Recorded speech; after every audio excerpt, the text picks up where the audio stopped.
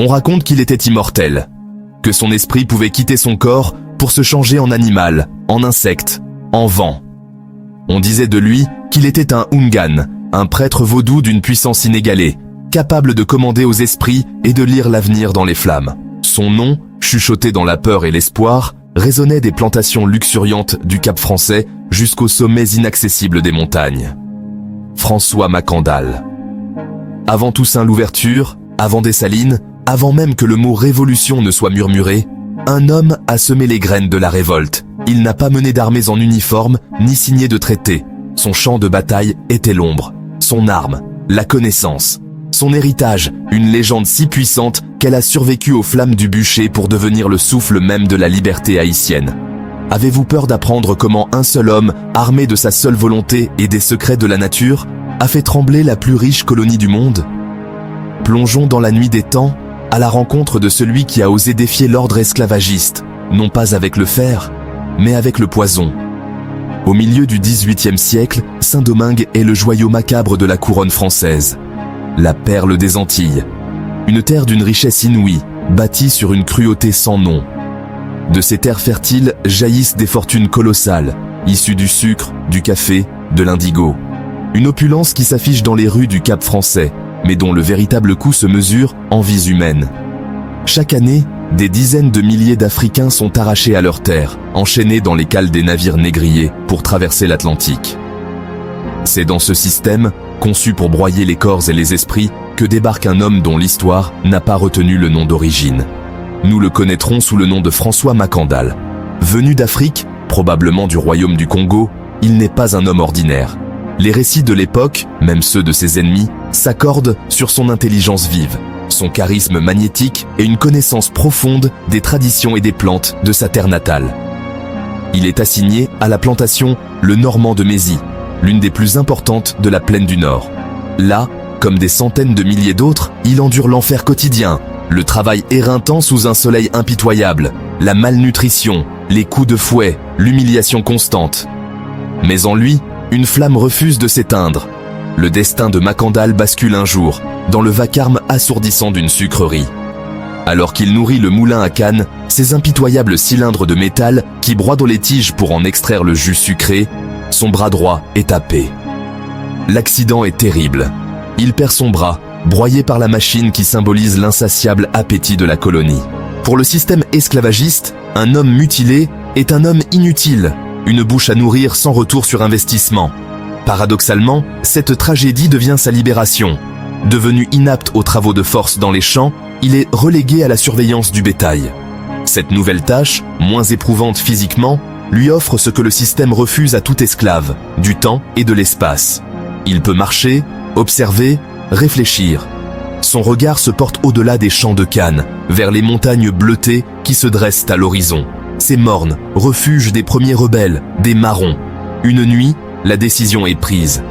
Mackandal ne sera plus l'esclave d'un autre. Il disparaît.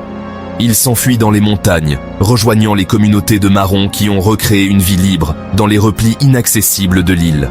Il devient l'un d'eux, un fugitif, un homme chassé. Mais dans son esprit, il n'est plus un fugitif. Il est un homme en guerre. Dans les montagnes, Mackandal ne se contente pas de survivre. Il unifie. Son éloquence, sa connaissance des traditions africaines et son aura de chef spirituel lui permettent de fédérer les différentes bandes de marrons. Mais son plan est bien plus ambitieux. Il comprend que pour ébranler la colonie, il ne suffit pas de se cacher. Il faut frapper le système à sa source, dans les plantations elles-mêmes. Il commence alors à tisser une toile invisible, un réseau secret qui s'étend sur des dizaines de kilomètres, reliant les marrons des montagnes aux esclaves des plaines.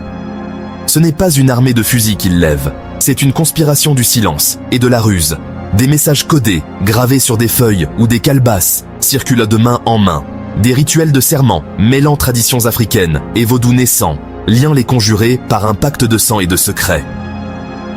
Mackandal organise une logistique clandestine redoutable.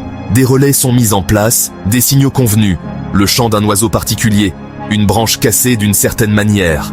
Il transforme les esclaves des plantations, en apparence dociles, en agents dormants, en yeux et en oreilles de sa rébellion. Il leur promet non pas une simple fuite, mais la destruction totale de leurs oppresseurs. Et pour cela, il va leur fournir une arme terrible, une arme puisée dans la terre même qu'ils sont forcés de cultiver. Suis-je le seul à ignorer que Macandal utilisait le poison comme arme de guerre? Sa connaissance de la botanique, héritée d'Afrique et perfectionnée dans les montagnes de Saint-Domingue, devient son arsenal. Il identifie les plantes les plus toxiques de l'île, dont le redoutable mancenillier, dont la simple sève peut brûler la peau et dont le fruit est un poison mortel. Il apprend à extraire, à combiner, à distiller ces substances pour créer des poisons lents ou foudroyants, indétectables. C'est l'arme parfaite pour une guerre asymétrique, discrète, silencieuse, terrifiante. Le réseau de Macandal se charge de distribuer ses paquets, ses doses de mort aux esclaves des plantations. La stratégie est méthodique. D'abord, frapper l'économie des colons. Le bétail commence à mourir en masse, sans cause apparente. Les mules, les chevaux, les bœufs, outils de travail indispensables, s'effondrent dans les champs. Les colons sont désemparés, ils parlent de maladies, de malédictions. Puis, la terreur monte d'un cran. Les poisons commencent à atteindre les maîtres eux-mêmes. Un contremaître particulièrement cruel, un propriétaire terrien, un gérant. Ils meurent subitement après un repas, après avoir bu un verre d'eau. La peur s'installe. Une paranoïa collective s'empare de la colonie. Les colons se méfient de tout et de tout le monde, surtout de leurs esclaves domestiques, ceux qui préparent leur nourriture, qui servent leur vin. Chaque repas devient une épreuve, chaque verre d'eau une menace potentielle. Macandal a réussi. Il a renversé la peur. Ce ne sont plus seulement les esclaves qui tremblent, mais les maîtres. Pendant près de 6 ans, son ombre plane sur Saint-Domingue, alimentant les rumeurs les plus folles sur son immortalité et ses pouvoirs surnaturels. Mais la puissance d'un réseau repose sur la fiabilité de chaque maillon. Et dans une atmosphère de terreur et de suspicion, la loyauté peut vaciller. La fin de l'épopée de Macandal survient lors d'une calenda, une de ces rares fêtes nocturnes tolérées où les esclaves peuvent se retrouver pour danser au son des tambours. C'est un moment de communion, de libération temporaire. Macandal, confiant, peut-être trop, se mêle à la foule. C'est là que la trahison frappe. Les sources divergent sur l'identité du traître. Une femme, jalouse ou contrainte. Un autre esclave, torturé jusqu'à ce qu'il parle. Quoi qu'il en soit, les autorités françaises, alertées, encerclent le lieu de la fête. Dans un déchaînement de violence, les soldats se jettent sur la foule. Macandal est capturé. L'homme qui a fait trembler la colonie pendant des années est maintenant enchaîné, son unique bras entravé. La nouvelle de sa capture se répand comme une traînée de poudre, provoquant la consternation chez les esclaves et un immense soulagement chez les colons. Le procès est une formalité. Le 20 janvier 1758, sur la place publique du Cap Français, le verdict est exécuté. Pour l'exemple, pour graver la terreur dans les esprits, François Macandal est condamné à être brûlé vif. Une foule immense se presse pour assister au supplice. Les colons sont venus savourer leur victoire, voir le monstre, le Néro noir, périr dans les flammes. Les esclaves, contraints d'assister à l'exécution, sont là aussi, le cœur lourd, les yeux fixés sur leur leader. Attaché au poteau, Macandal reste impérial. Il ne crie pas, ne supplie pas. Il fixe la foule, ses yeux brûlants d'une intensité qui glace le sang de ses bourreaux. Le feu est allumé, les flammes montent, crépitent, et la fumée commence à envelopper le condamné. Pour les colons, la justice est rendue, le cauchemar est terminé. C'est alors que l'histoire bascule dans la légende. Sous la force de ses convulsions ou la chaleur du feu, le poteau cède. Macandal, toujours lié, est projeté hors du bûcher. Un cri unique et puissant s'échappe de la section des esclaves dans la foule. Macandal sauvé! Macandal sauvé! La panique s'empare de l'assemblée.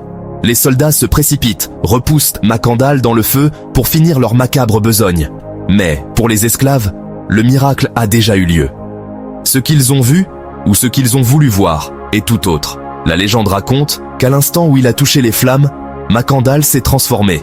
Son corps physique a péri, mais son esprit, lui, s'est métamorphosé en un insecte volant, un moustique, une mouche, s'échappant de la fumée pour s'envoler, libre, dans la nuit. Les colons ont brûlé un homme. Les esclaves, eux, ont vu naître un dieu. Ils savent que son esprit est vivant, qu'il a tenu sa promesse d'immortalité. Il n'est plus un chef, il est devenu un symbole. La mort de l'homme fut la naissance du mythe. L'exécution de Macandal, conçue pour terroriser, a eu l'effet inverse. Elle a cimenté sa légende et a insufflé un espoir inextinguible dans le cœur des opprimés. Son nom est devenu un cri de ralliement, son histoire, un récit fondateur transmis de génération en génération. L'idée qu'un homme ait pu, seul, défier le système et lui survivre spirituellement a planté une graine puissante. Cette graine germera 33 ans plus tard, non loin de là, lors de la cérémonie de Bois Caïman, le véritable acte de naissance de la révolution haïtienne. L'esprit de résistance de Macandal, son refus total de la soumission, sa stratégie de guerre asymétrique, tout cela a infusé la lutte à venir. Il a prouvé que la révolte était possible, que les maîtres n'étaient pas invincibles. François Macandal est plus qu'une figure historique. Il est l'étincelle dans la nuit, le premier souffle de la tempête qui allait donner naissance à la première république noire du monde. Son esprit, comme le moustique de la légende, continue de voler, immortel, dans le ciel d'Haïti, rappelant à tous que même dans l'obscurité la plus profonde, la liberté trouve toujours un chemin.